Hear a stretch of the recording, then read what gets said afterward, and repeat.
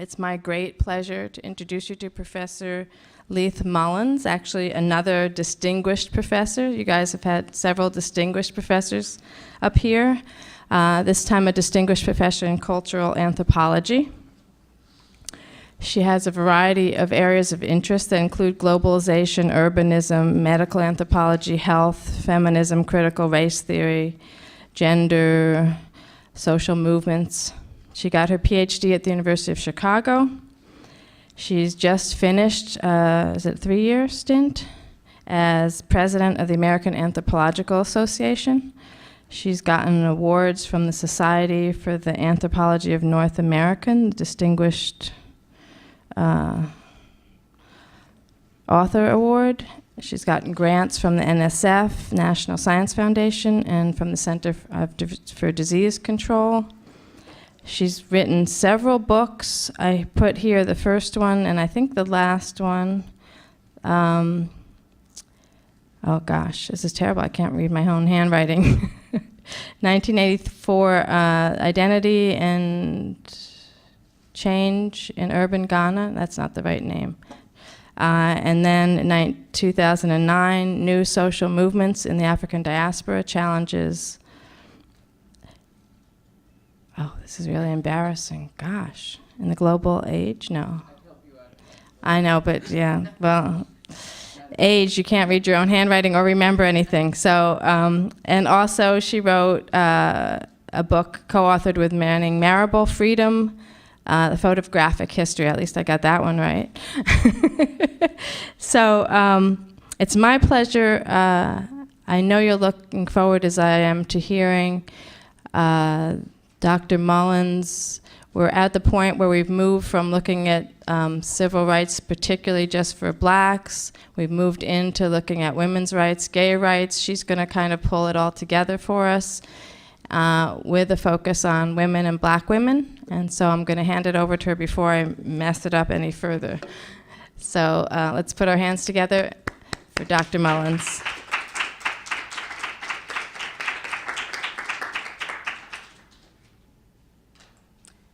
Thank you very much, and thank you all for having me. How is everybody this evening? Excellent, okay. So what I'm going to do is I will first discuss new ways of thinking about race and gender in the post-civil rights era. Then I'm going to talk about the role of the black feminist movement. Then I'm going to talk about new social movements in the African diaspora and the role of women. And then to wake you up, I'll just show you a couple pictures. They're in color. Okay. So look, I'm going to ask you a question first. What is race?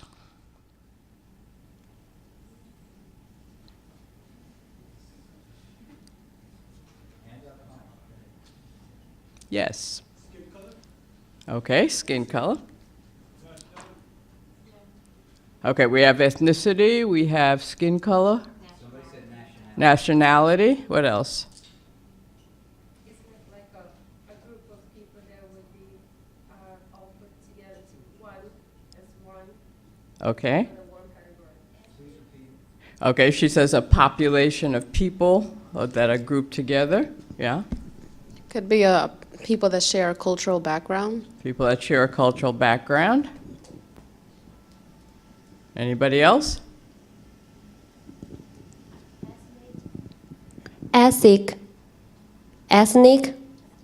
Group? Uh-huh. Okay. Yes. Just a group of people who identify with each other. Okay. A social construct. Okay. Okay. You got the prize. All right. Okay, so, but all of you have actually mentioned definitions that have been used over the time about what race is, and people still consider all of those definitions what race is. But what I'm going to argue this evening is that race is a social construct, a social construction, and that race is a relationship. And it is a relationship of inequality between groups of people. So when I get to the end, then we can discuss what you think about that, because this is not something people hear very often. Okay, I'm going to ask you the same thing about gender. What is gender?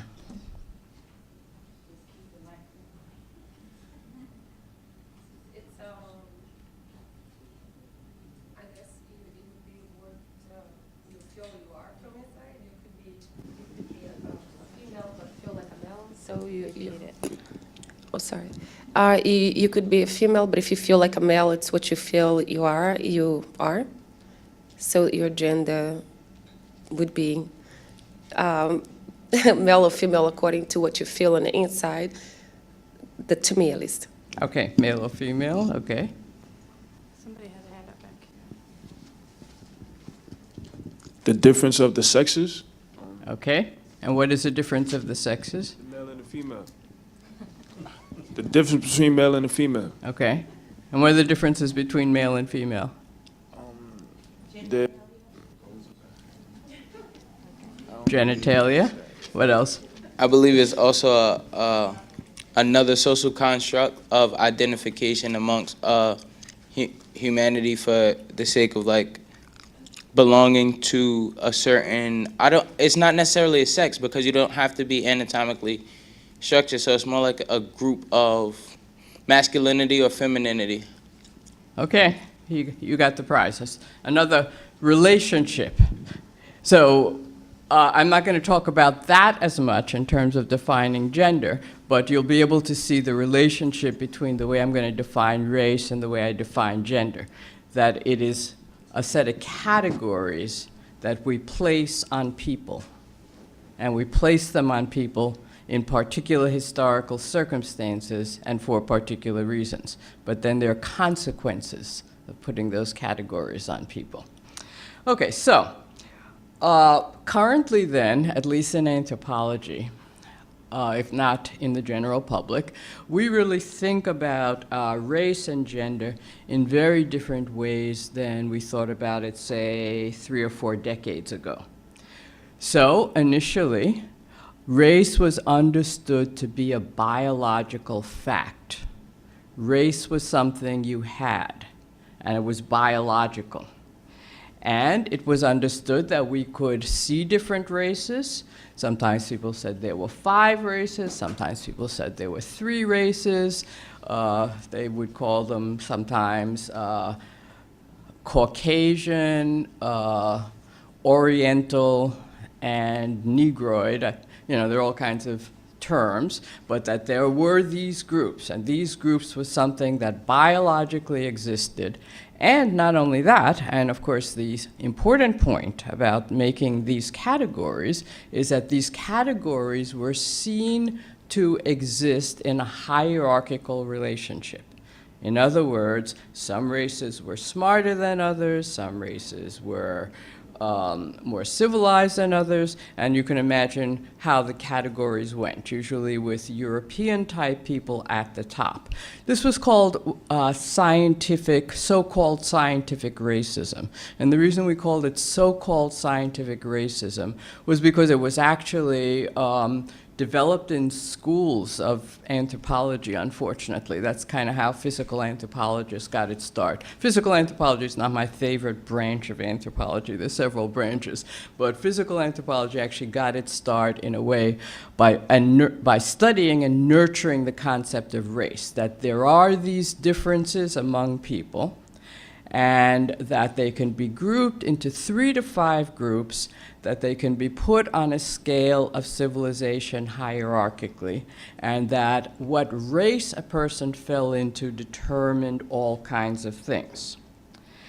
Now, after World War II, people began to rethink the whole concept of race. What do you think it might have been about World War II and the aftermath that made people really start to think about race? Yes. Somebody back there has their hand up. The African Americans serving in the military? Well, that's part of it, yeah. African Americans served in the military and the military was segregated.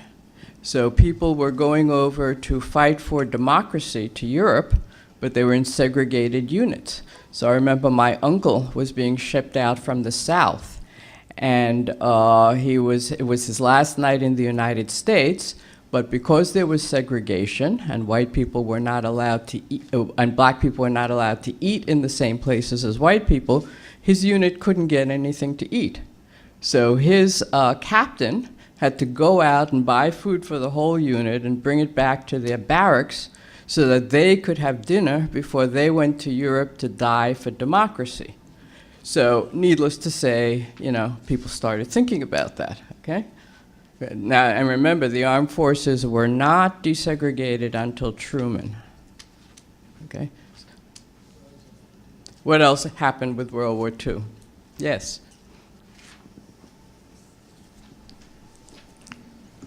The Holocaust and the actions of the National Socialist Party? That's right. Okay, Germany, the Nazis, the National Socialist Party, they were called, or they called themselves, took over Germany, took over much of Europe, and there were many genocides. The largest was among what's called the Holocaust, the killing of the Jews. There were genocides among what's now known as the Roma. They were gypsies. Socialists were killed. Communists were killed. People of African descent were killed. And all of it done in the name of race. The Germans thought they were a superior race and that they should just wipe out all the other races because they were the superior race.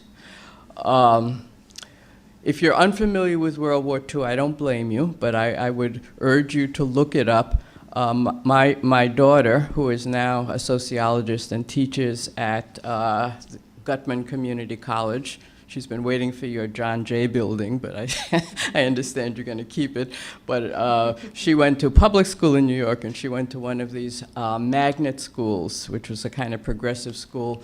So I remember she studied the Maya about 4 or 5 times. But when she was in high school, she hadn't heard of the Second World War, so the education was a little skewed. So if you don't know a lot about it, it's okay. But you should go and read about it. But this is a time at which there were just genocides carried out by the Nazis in the name of race. So people began to really think about how useful or how not useful is this concept of race. At the same time, you have a long black freedom struggle going on that is always attacking the concept of race that has been developed by the ruling group to actually rationalize segregation, slavery, to be anti-abolition, to rationalize discrimination. You have the liberation struggles around the world. So all of the areas of the world that are colonized by the European powers in Africa, in Asia, etc., they begin to fight liberation struggles, and they develop intellectuals. And these intellectuals really begin to think about what is this construct called race. So in this context, you have social scientists, but in the context of a struggle that's going on all over, and the civil rights struggle in the US, really thinking about, well, what is it that we mean by race? So you have the Black freedom movement, you have the civil rights movement of the 60s and the 70s, and you have the second wave feminism and the Black feminist movement. And these movements then tried to bring about structural changes, such as against segregation. And one of the institutions that was affected was the university. Now, after World War II is the first time that you get large numbers of white working class men being able to go to the university. Prior to that, mostly only the elite could go to universities. Now, what is it why after World War II you begin to get white working class men going to universities?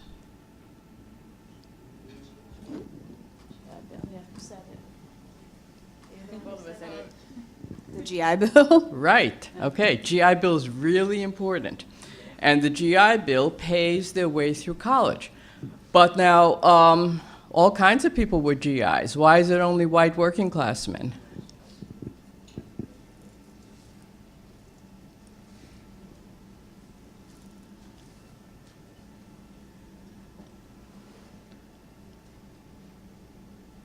Did the GI Bill apply to everybody?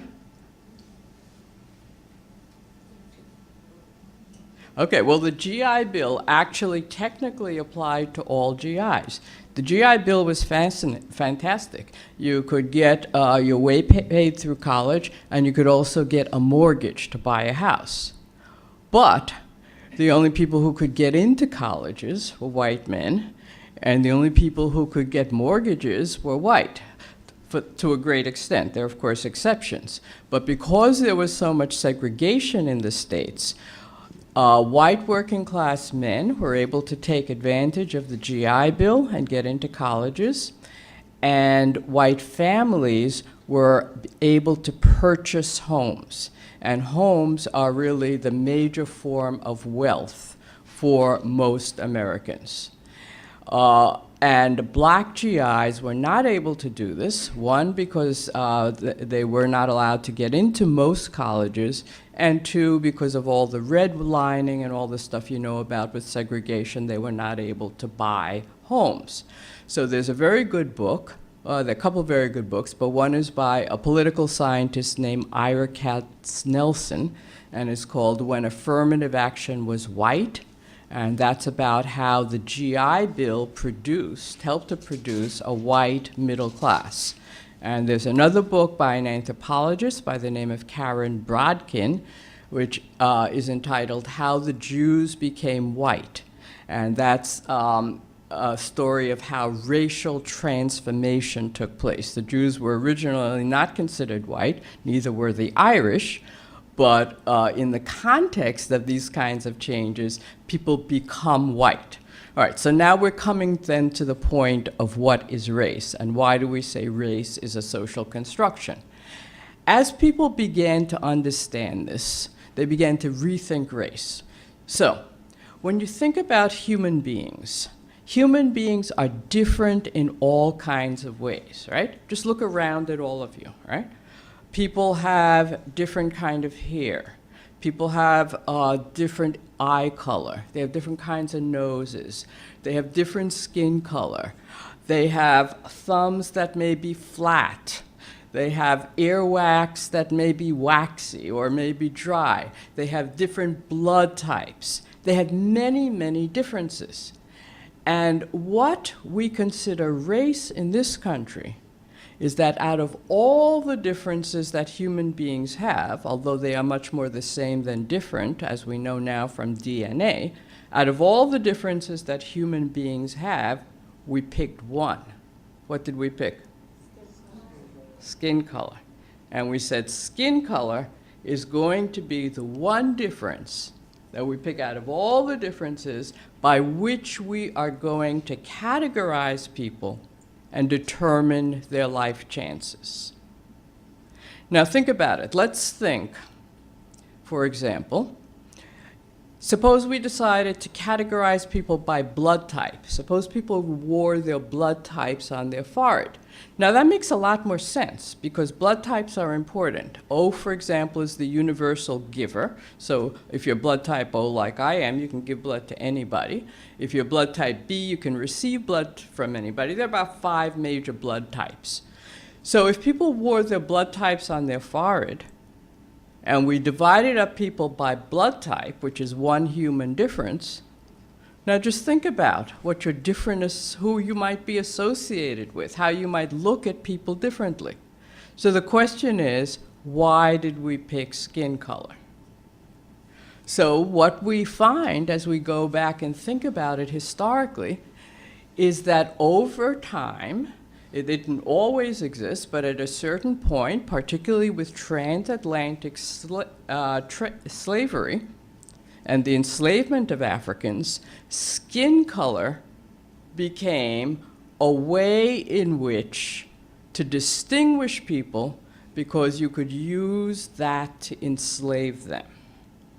And it wasn't always the case, even in the US, in all places. And so there are many studies now by historians, which are whiteness studies, where they study how did white come to exist. What is whiteness anyway? Is anybody actually white? What does whiteness mean? Okay, so what they would say is that whiteness is a form of privilege. And what's so interesting about these new ways of looking at race is that you can actually look back in history and you can see when in certain places race began to emerge and whiteness began to emerge. So there was something called the Bacon's Rebellion. So they had, at the beginnings of the US, they had all kinds of unfree labor. They had enslaved labor from Africa. They had people they had free Africans. They had indentured servants. They had all kinds of people. And so some people got together in Virginia and decided, well, they were going to kind of rise up against the elites because they were being oppressed. And so interestingly enough, you begin to see the way in which the elite classes begin to create racial categories by giving some people privileges. So some of the people who were of European descent got certain privileges, like you can vote, whereas people who were not of European descent could not vote. So you begin to get the divisions of people. And a good book on this is by an anthropologist by the name of Pem Buck, B-U-C-K, and the book is called Work to the Bone. And it's really very interesting to read. It's a certain area in Kansas, I believe, and she just shows how whiteness gets created, how people become white. They don't start out as white, they become white, they're created as white. So this is why we say race is a social construction.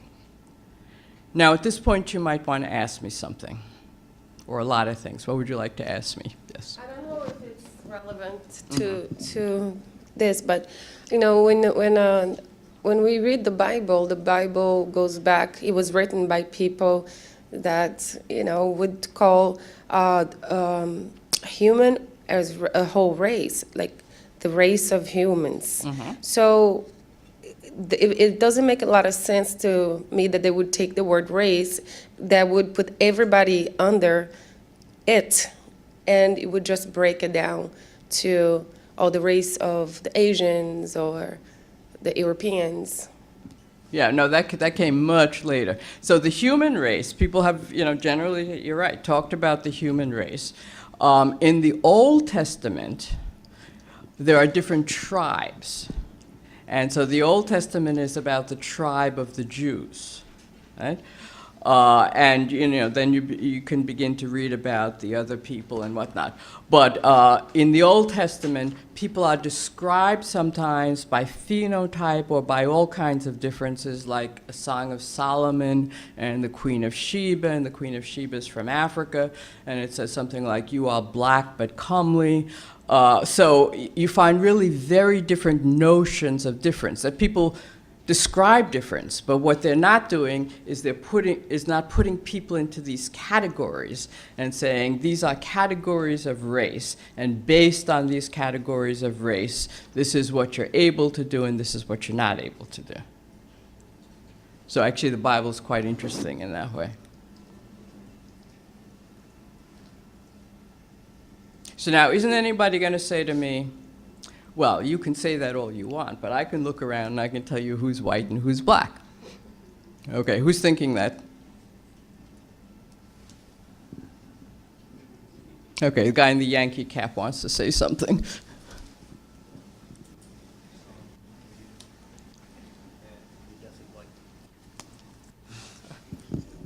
I was just agreeing with you via body language, but I think that that's a major part of New York's culture, especially since I have the Yankee hat on. But I find that in New York specifically, again, as we deal with the legacy of Brown versus Board of Ed, is the fact that these lines and the very constructs that we speak of can be reconstructed, yet they're so much harder and present and they're so much more solid, while the rest of the world and life and humanity in itself is more tenuous, that becomes almost a microcosm of our being.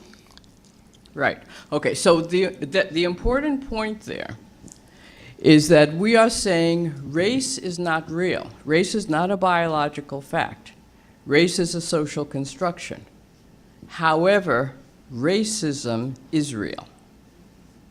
Okay? And that's really important to keep in mind.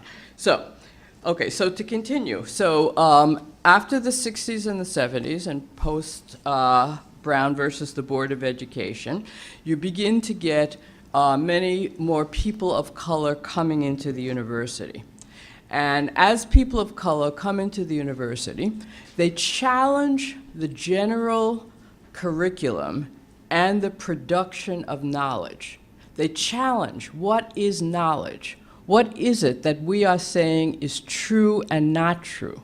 And how do we know what is true and not true? And to what extent is knowledge created in a particular social context by elites who have certain interest in creating certain forms of knowledge?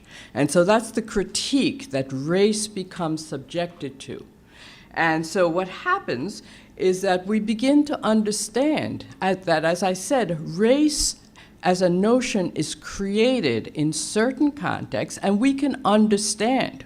We can go back and look at history and understand the context in which populations are racialized.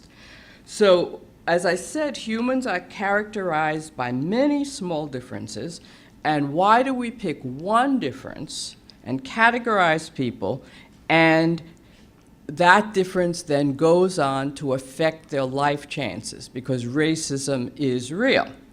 So what we do now in social science is we ask, what are the conditions under which populations are racialized? How do states and nations make race? In other words, race now becomes not a noun, not a thing, not a biological fact, but race is a verb. Populations are raced under certain circumstances. So most recently, I think we see the racialization of Middle Eastern populations. They're created as a race, and they are discriminated against.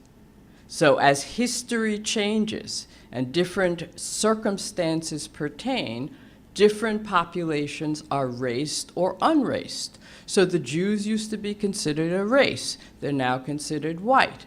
The Irish used to be considered a race. And if you go back and you look at that history, they were talking about Irish the way they were talking about black people.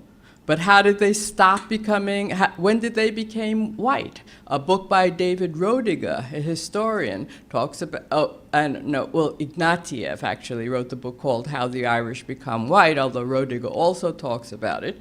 And it has to do with the Democratic Party and the Irish voting for the Democratic Party, and so the Irish become white. So at the turn of the century, when you have immigrants from Eastern Europe, from Southern Europe, they're all racialized, but they become white under given circumstances, okay? So we talk then about race as a verb, not as a thing. And that becomes particularly important when we then ask, okay, how does whiteness develop? How and why does whiteness develop? How did whiteness develop and begin to separate working black people from working white people? So white people then think that they have different interests. How does it separate people, and what does this mean for the society? So these are now the kinds of questions we ask about race. And then when genetics comes into it, what we find is that what we think of as racial groups, there is more homogeneity among what we think of as racial groups than within them. Okay? And 99% of humans are, humans are 99% the same genetically. So the genetics, that doesn't work anymore. So the question is, how do we get these categories? Okay, so one of the most important social movements was Black feminism. And so in the 70s, and I think you heard about it last time, you got second wave feminism. And second wave feminism made similar critiques about the ideas about gender that pertained and the limitations of women. The Black feminist movement developed soon after that, and I think you had a reading by Angela Davis. And the Black feminist movement tried to deal with the structural inequalities that racialized women, and you notice I say racialized women, women who have been raced, faced in employment, health, and housing, but they also had to confront two other issues. One was the notion of an essential category of womanness, that there was such a thing as womanness. And what they found and what they put forward, and they found this both through their struggle and through the kind of work people did in history and in the universities, that the experiences of working class women and the experiences of women of color differed significantly from that of middle class women. So the second wave feminist movement, for the most part, was talking about middle-class white women. And there was just an article today in the Times, which I didn't get to read, but it was talking about Gloria Steinem being the face of feminism, which she was at the time. But these are middle-class white women. And what became clear to Black feminists is that their experiences were very different, because their experiences also had to do with being racialized and being working class. So there's no blackboard in here, but I want you to imagine this. Think of three circles that are overlapping, okay? And so one circle, say, is African American. One circle is working class. One circle is race, class, women, okay. One circle is gender, one circle is women. See, I really need that blackboard. But anyway, so what women of color were saying is that they find themselves in the middle. So they are affected not only by issues that middle stratum white women were talking about having to do with women, but they're also affected by issues that had to do with being working class and issues that had to do with being Black. And so indeed, this was true all over the world. So many women all over the world were ambivalent about American second wave feminism, because there's no way I'm going to be able to draw on the computer.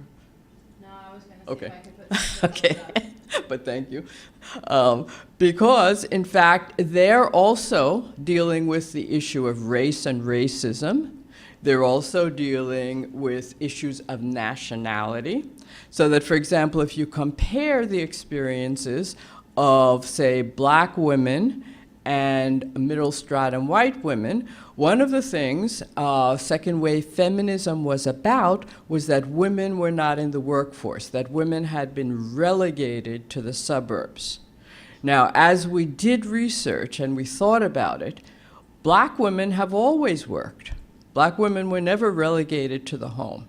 The vast majority of Black women worked because, as a result of discrimination, you always needed 2 salaries to make it. Now, that has become true of everybody in the last couple decades.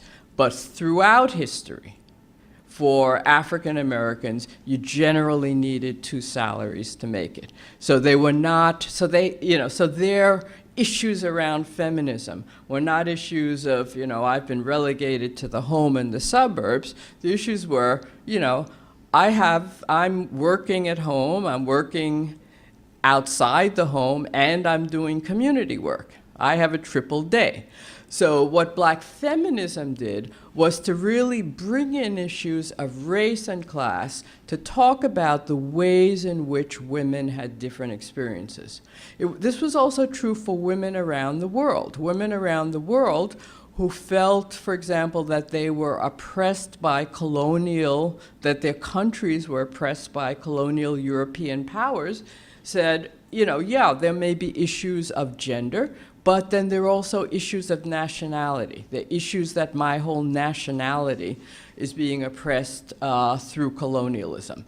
So this is what we call intersectionality. When people begin to think of the relationship of these different forms of oppression and what is the meaning of these different forms of oppression, and so therefore what you then go and do about it.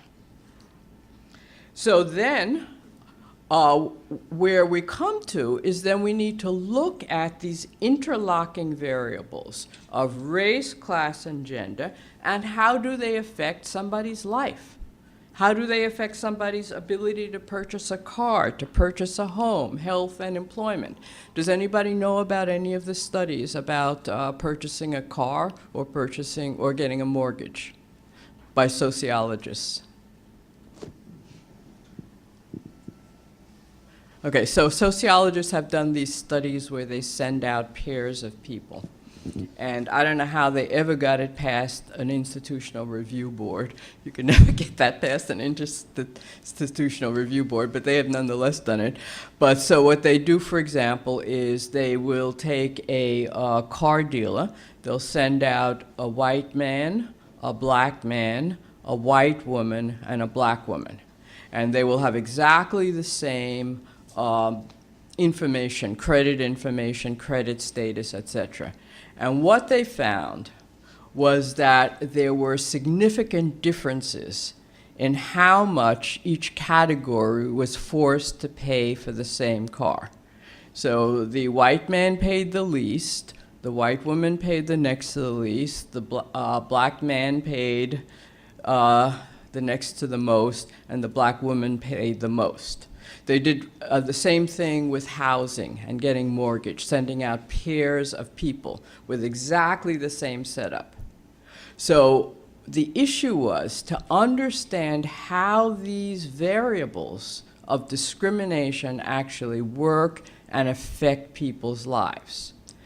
So we say then that race is a social construction, but racism is real, and racism has real biological consequences. So race is not biological, but racism has biological consequences. So one of the things that I study is health.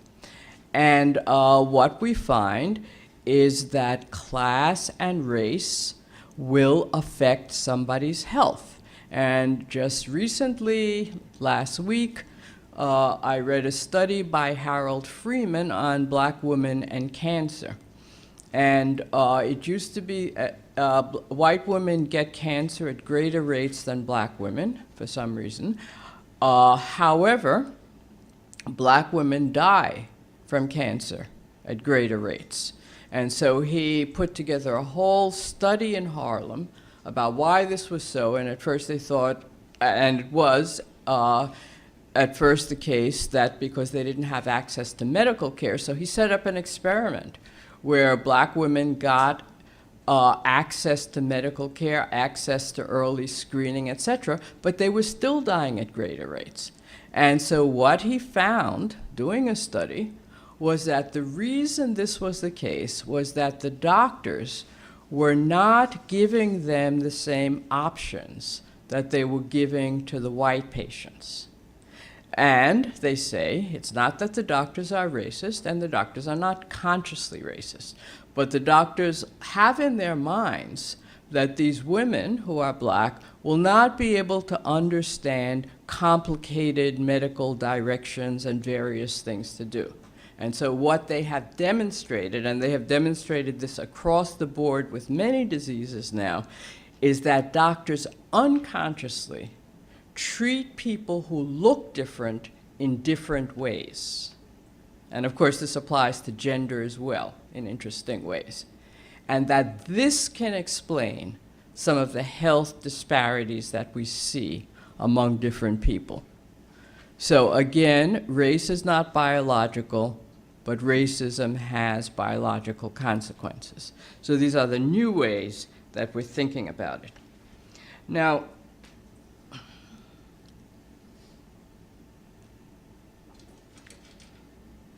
before I go on, are there any questions? Because I'm going to go on to a slightly different subject. Really? No questions? Now, you know you don't believe everything I said, so ask a question. Or have you ever heard of that before? You must want to follow up with some kind of question. Well, actually, it's not a question. For the most part, I actually agree, and you're very informative. Therefore, I personally don't want to interrupt. I want you to continue. But in that sense, that most of us come to clinics, and I don't know if it's like you said, consciously or unconsciously, they are less informative based on either appearance, color, race, however they want to categorize you. And you have experiences where doctors feel like you asking too much because they don't expect you to ask. And, I think that goes on, and we accept it as a community, as member of communities. And, it's very informative and educational that you come over here and talk about how we accept it, and somebody points that out. It's even, good, and at the same time, bringing awareness. Yeah, good. Glad to hear. Anybody else want to comment at this point before we continue? Okay, so we have all these social movements that you've been hearing about going on. And I think we have to say that there were some tremendous victories that came out of these social movements. And it's important to say that and to recognize that, because lots of people died for civil rights, in the anti-war movements, and the fact that they're turning back the Voting Rights Act now, to me, is incredibly painful, because so many people died, fighting for these kinds of rights, fighting to be able to vote. But we do have changes. So there are no longer white-only signs, right? You don't see them. You used to see them all over the South. In the North, you didn't see them so much, but you couldn't get into places. You no longer have those signs so prominently out there. But what you now have are new forms of racism, along with some of the old forms of racism. I think Obama's presidency, for example, has brought out some of the kind of old-style, crude racism. But for the most part, in many areas, you have really new forms of racism. And one of them is something that we call color blindness, or so-called post-racialism. And this is the assumption that the civil rights movement did away with all forms of racism, so that today we live in a colorblind society. And you'll hear this from Ron Paul, for example. And so therefore, if anybody doesn't do well, it's not about racism, it's not about class inequality, it's about something being wrong with them. And the worst part of it is that people like this incorporate the language that was used to struggle against racism in order to demonize people who continue to struggle against racism. So, for example, the phrase from Martin Luther King's speech, which was not my favorite speech, but it's the one that's always quoted, that people should be treated on the basis of their character as opposed to the color of their skin. So the assumption for many people now is that we've done away with racism, and so if there are obstacles to your progress. Those obstacles have to do with you or your culture. They do not have to do with the structural inequalities of society. But as we study society, we find that those structural inequalities continue and in some ways are worse. But the difference is that they are not open. They are not, no colored allowed signs. They are things such as the prison industrial complex. So you can talk about the prison industrial complex and you never have to mention race. There is incredible inequality in sentencing, in policing, in treatment, in jail, in all kinds of things, so that you have a new, what we call a new site of racialization. And I was just speaking to a young lady before I started speaking who was telling me about schools. So if you look at our high schools, many of them are like prisons. You have to go through, all kinds of gates, and people are treated as though they're prisoners. But the race is not mentioned here. What's mentioned here is crime. But then when you look at it, it's a racialized group. It's the recreation of race in a particular site. I think another thing that you might want to look at is something like the stand your ground laws. Now that is really an incredible example of this whole notion of we don't have racism anymore. So that if you followed the Trayvon Martin case, the jury supposedly was not told anything about race, right? The jury didn't think it had anything to do with race or racism. Nonetheless, a young man is shot and murdered who's on his way home by a white man, and the white man gets off free.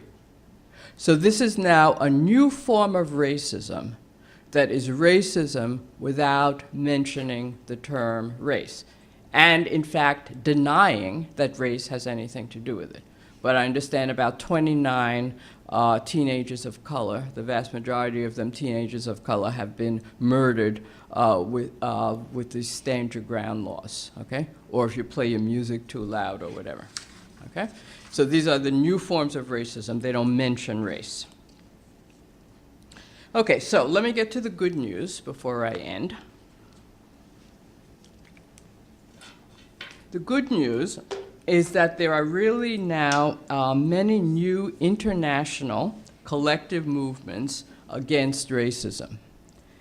And we have what we call globalization, which is people and capital and ideas and everything just moving all around the globe at a tremendous speed.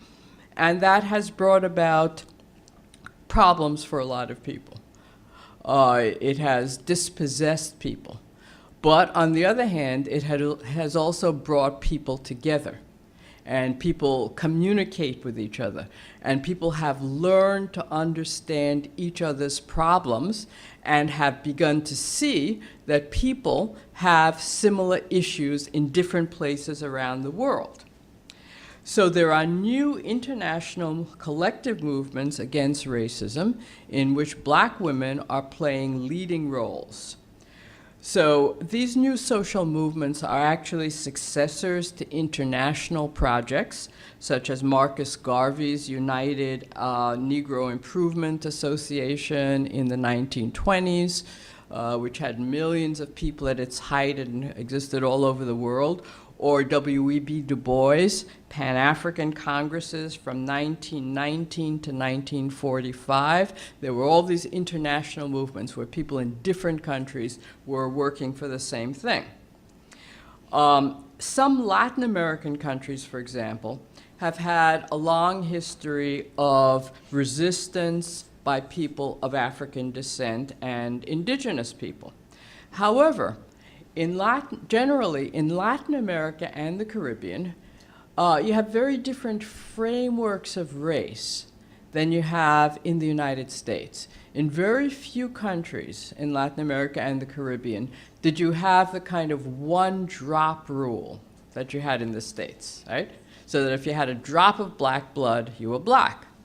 Now, in Latin America and the Caribbean, there's usually a spectrum of people of all different colors, right?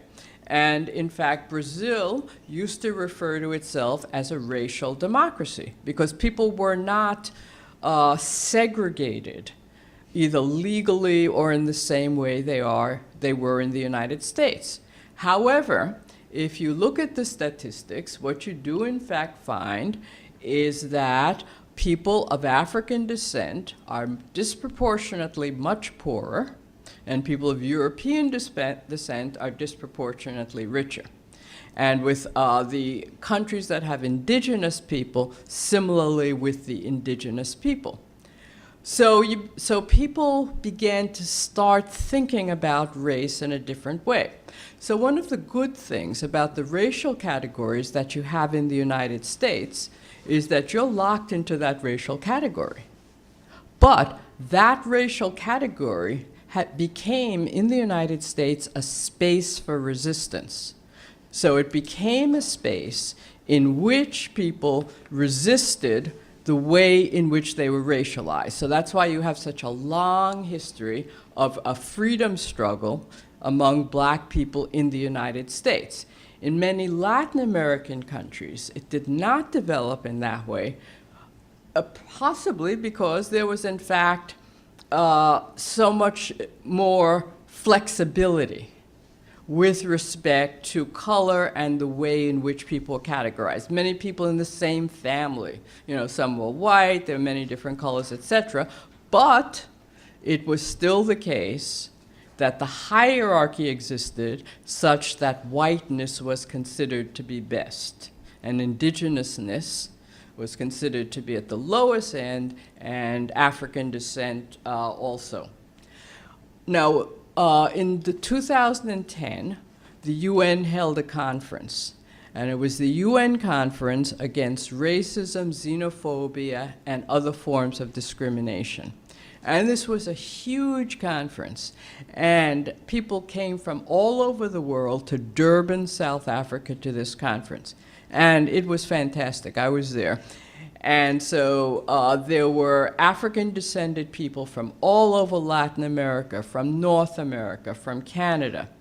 The Roma, who are otherwise known as the Gypsies, came from Europe. The Dalits, who are otherwise known as the Untouchables, came from India.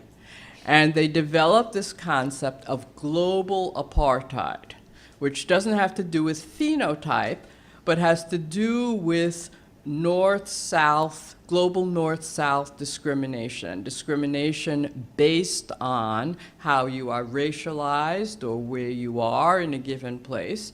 And they developed relationships among each other to fight this kind of discrimination and to request reparations from the European nations that had colonized all of these areas of the world. And the reparation struggle was actually really going and becoming a big thing. Now, unfortunately, what happened is that 9/11 took place. And I remember getting home from the conference just 3 days before 9/11. And then once 9/11 happened, everything just kind of dissipated because everything was about security and it became impossible to maintain these movements. Nonetheless, in many areas of Latin America, they maintained these movements and these movements grew. Many of them are led by women. They have networks that are regional, they have networks that are national, and that they have cross-national networks. Criolla, for example, in Brazil, is a group of African-descended women that do all kinds of things. And so in a way, what you see now is you see a sort of inversion in the way in which race is being thought about in Latin America as compared to North America. So in Latin America, people are actually beginning to talk about race and beginning to admit the fact that there is racism. Now, this was not admitted before. And Brazil was considered a racial democracy, and it was what was his name? It was the one before Lula Silva, who said Brazil is actually a racist country. When Lula da Silva came in, he actually created various kinds of mechanisms to deal with race and racism. Women in Colombia, in many of the countries in Central America and in Brazil, black women of African descent began to run for office and began to make all kinds of changes. And so in Latin America, people are talking about race and racism overtly, and Lula da Silva, in fact, put into effect affirmative action, and this was really fought by a number of the people, but a very effective affirmative action to get people of African descent and indigenous people into universities by quotas. And in the US, on the other hand, we are now denying that racism exists. And we are taking apart affirmative action. So even though my Spanish is terrible, I love to spend time in Latin America. It just reminds me of the kind of struggle that was going on with the social movements in the 60s and the 70s, et cetera. So what you now have then is an inversion. However, currently, many of the populations, the indigenous populations in Latin America, and the African-descended populations have really been very successful in some of their struggles. They have gained constitutional recognitions. So in many Latin American countries, the Constitution has been rewritten to recognize people of African descent and indigenous people and their rights to land, and they are fighting to stay on their land. Now, it is a major struggle often because there are many international and national forces trying to push them off their land. So in Colombia, for example, the richest land is on the Pacific coast, and that is where people of African descent have traditionally lived. But that is also the area of the country where there are the most minerals, where there's the most biodiversity, and there's also where rivers come inland and a lot of drug dealing, trafficking can be done. So there's a real effort to push people off the land, and there are a lot of wars going on. In Guatemala, the mining industries are attempting to get rid of the indigenous people who live on the land. And Guatemala has a history of warfare, but the mining industries are really engaging in genocidal practices, as has been the case for quite a while. So there are many struggles going on around the questions of ethnicity and race. And in some areas, African-descended people and indigenous people are working together. In other areas, there are tensions among them. So women, then, so now if you look at some of the kind of parallels with the US, what you find is increased dispossession with globalization. So it can be, in the US, is dispossession of neighborhoods. So Harlem, Central Harlem is now less than 50% black, okay? Central Harlem is a traditional black community, is now less than 50% black as a result of gentrification. Similarly, in Latin America, African-descended and indigenous people are being pushed off their land. In these areas, women have been especially active in organizing, and particularly because women are the ones who have caretaking responsibilities. And because they have caretaking responsibilities, they have been very active in community work, in trying to keep their land, in trying to keep their shelter, etc. as women of color migrate in search of work and come to the U.S. to support their families, they are also involved in organizing. For example, many women from the Philippines, from Asia, from Latin America, from the Caribbean, from Central America, come to the U.S. and work as domestic workers. And working as a domestic worker is probably one of the hardest jobs there is and one of the most difficult jobs there is.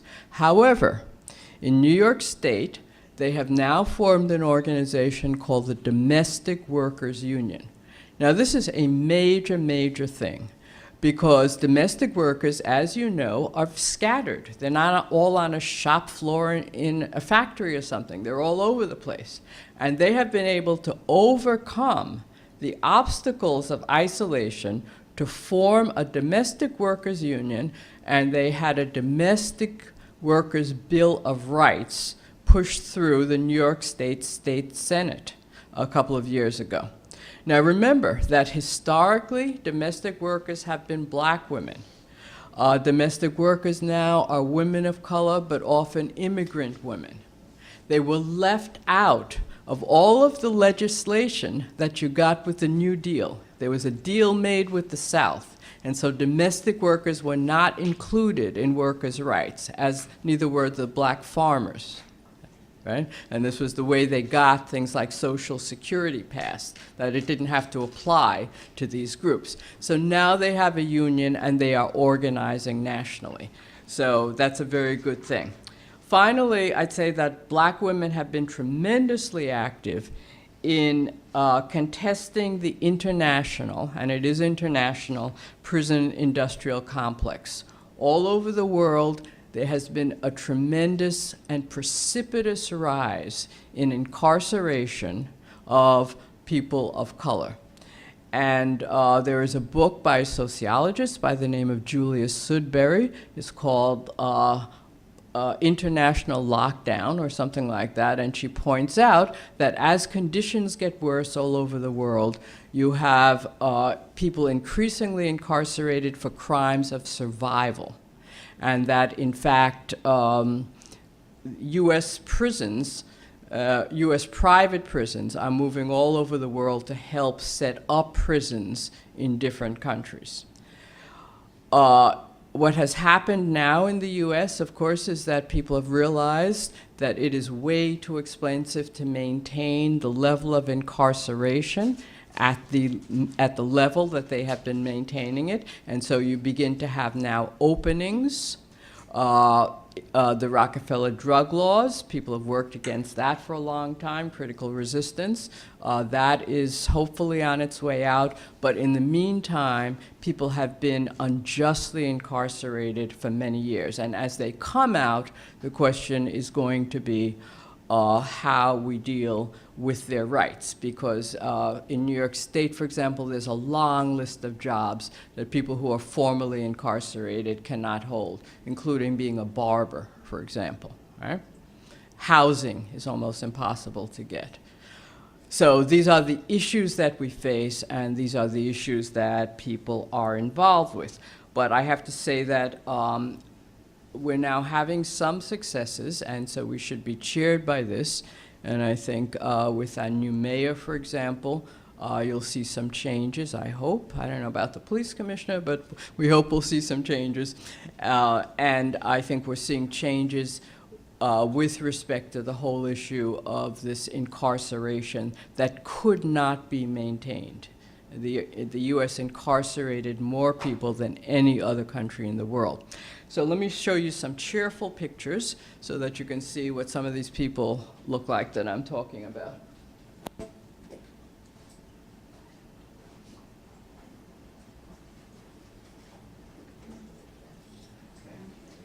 Okay, so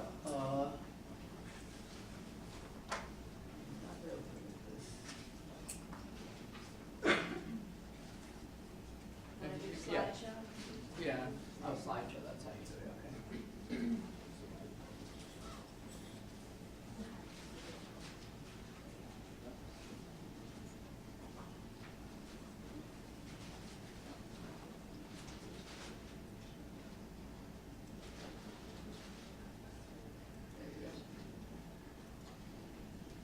Okay, so this is a project that I'm working with now. It's a hemispheric comparative anti-racism project. So these are people from 5 different countries.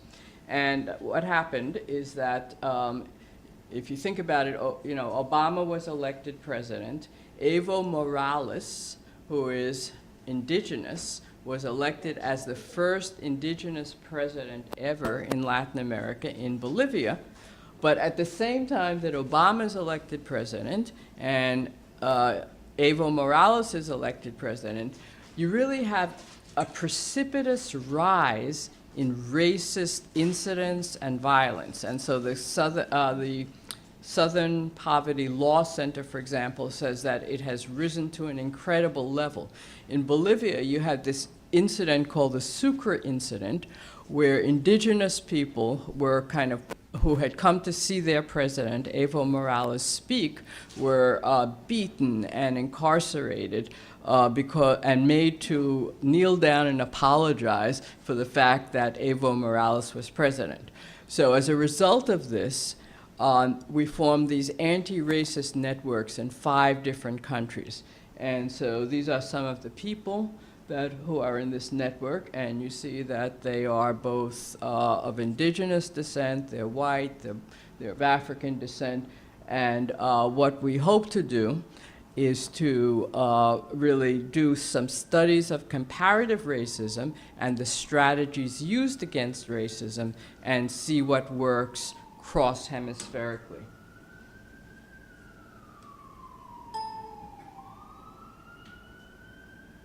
And this is, we were at a meeting in Rio, Brazil, and this is some of the material that comes out of Brazil, where they are, in fact, again, you know, fighting for African-descended people and integration and anti-discrimination.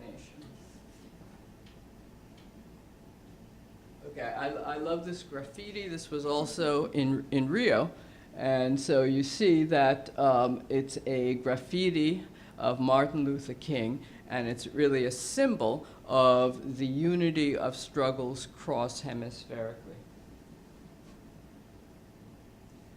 And this is Dirce, who is an indigenous woman from Guatemala who was present at our conference, and her father had been a community organizer in Guatemala, trying to keep the indigenous people on their lands against the mining companies who were trying to dispossess them from their land. And her father was assassinated, and so she was at this conference, and you see what a beautiful woman she is, telling us about her culture and her community and how they were trying to fight to keep their land.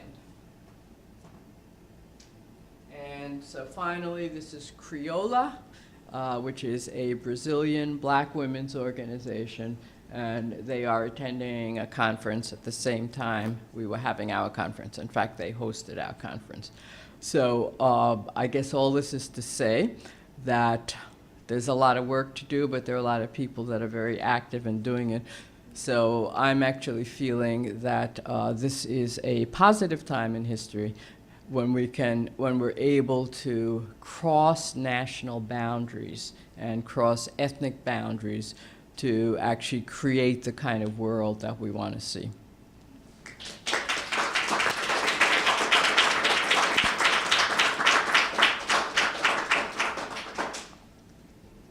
Questions? You just touched on something that I was thinking about when you were saying, like, you know, the United States is doing all this, and when I grew up in Brazil, I never thought of my skin color, never. You know, sometimes I think about some comments and I go back and I go, oh, maybe, you know. But the thing is, when you point it out, and of course I hear things also over the years that, not, you know, you come to realize at an older age, this is what it was. But you were saying about the inversion. You're so absolutely right, because over there, you know, it was not something on your face. Mm-hmm. It was always like, you're getting older, your skin is getting darker. But you know, these things, like, they don't really affect you if there's not anybody else to come and push them into your mind. But later on you realize, you know, these are little things that go unnoticed. And now the soap operas, from maybe a decade ago to now, they were showing, I saw at my mother's home, because she has the satellite, that they were talking about racism, and the women were like, I'm a black woman. They say it differently, but they say, I'm a black woman in this soap opera, and the mother and the daughter in a dialogue talking about it, you know, which before you would not see that on TV. And as well as about 2 or 3 days ago, my sister called me today, and she was telling me that some woman, she went into a nail salon, and the black woman started staring at her. I think she was doing her nails. I'm not sure. I have to read that. And she looked at the woman, and she said, "What are you looking at me for, you negra?" And then this whole thing escalated to the point, there was no physical contact, but they were so astonished by the woman, what she was saying to this other woman that was black, that they called the police, and the woman now is responding in court for her actions, which before I don't think it would have happened. It would have gone unnoticed and not talked about. So yes, when you were saying that, I was like, wow, you know, it is so true, I guess. You know, not I guess, for sure. Yeah, no, that's, yeah, a lot of people talk about that. And there's also a lot of resistance to it. There's still many Brazilian social scientists who accuse Americans, black Americans, of being imperialistic in bringing American racial categories to Brazil. Now, it is absolutely the case that Brazilian racial categories and the race situation is very different. It is not the same as in the United States. But there is racism in Brazil. And African Americans tend to be quite sensitive to racism, so they have generally been able to point it out. Yeah. I just wanted to make a comment about, you were talking about the colorblind mentality and how people try to basically place, you know, any oppression that you feel on yourself. And it's funny because I have that issue with like some of my friends, some of my family members, and even when you hear Bill Cosby speak out against black people, you know, it's always like we have to pull ourselves up and stop acting a certain way as if racism doesn't exist, you know, in different, you know, institutions, different parts of society, you know, and it's funny that they basically want you to forget what happened and basically, you know, like this is a new time, this is a new era, and I personally don't believe that. No, you're absolutely right, and particularly if you're a young man of color. I mean, you're often in very dangerous situations, and to ignore that is really at your peril. You're absolutely right. Just another little version of this. When I went to Mexico back in the 1960s, I was informed that one of the ways that the mestizo women differentiate themselves from the more purely indigenous people is not to shave their legs.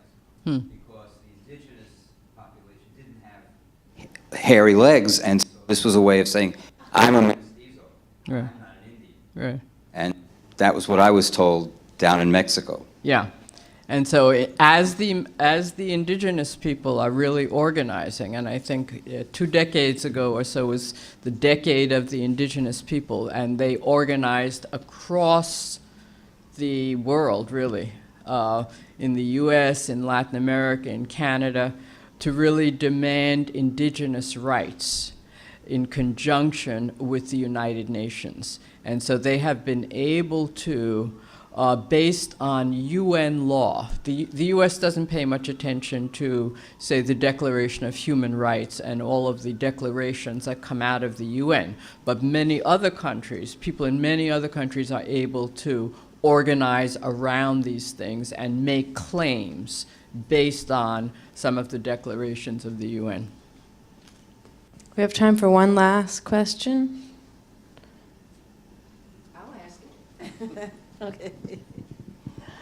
I'm wondering, you made a statement to the effect that 9/11 kind of set back progress toward making, toward eliminating racism. I'm wondering what your comments would be with regard to the election of President Obama, because I felt that after his election, so many people said, oh, racism is over, and I believe we lost ground on that basis. Yeah, that's a very complicated and interesting question. And people certainly do say, well, you've elected a black president, how can there be any racism? And by any measure, many indices of racism have really risen, and those Southern poverty law studies are really interesting to look at. The racist websites, the racist incidents, the racist violence, has just gone like that. And if you look at the way in which Obama is treated, right? I mean, now, if you thought there was no racism before, I mean, just look at that. Don't look at anything else. With respect to losing ground, some people suggest that because the president is black, movements have not developed that need to develop to confront the powers that be. I actually put that not so much on the president, but on us, really. We voted for him and then we went home, right? And that's always a mistake. There's nothing anybody in any office like that can do without a tremendous amount of pressure from the people. Thank you very much.